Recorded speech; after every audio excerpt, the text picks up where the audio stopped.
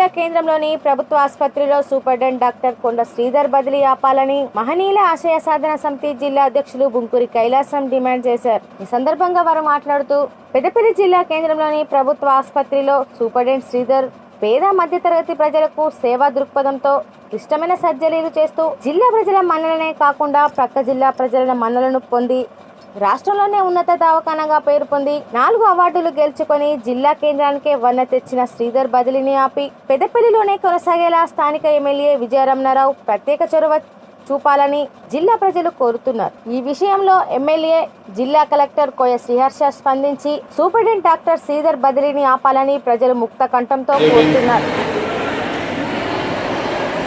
ఈరోజు మన Peddapalli government hospital చాలా మెరుగైన వైద్యం చేయడంలో ముందంజలో ఉన్న మన government hospital superintendent Sridhar sir.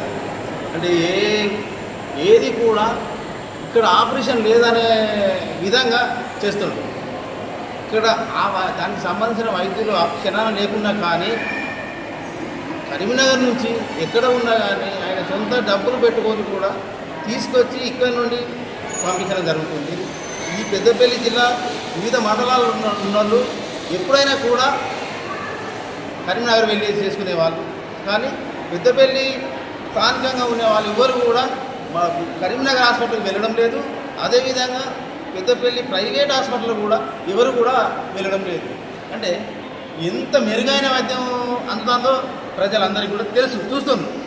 కానీ ఈరోజు గవర్నమెంట్ పరంగా ట్రాన్స్ఫర్లు ఉంటాయి కావచ్చు, కానీ మేము పేద ప్రజల పక్షాన మేము ఏమంటున్నామంటే మన government hospital superintendent Sridhar sir గారు ఇక్కడి నుంచి ట్రాన్స్ఫర్ కావద్దు.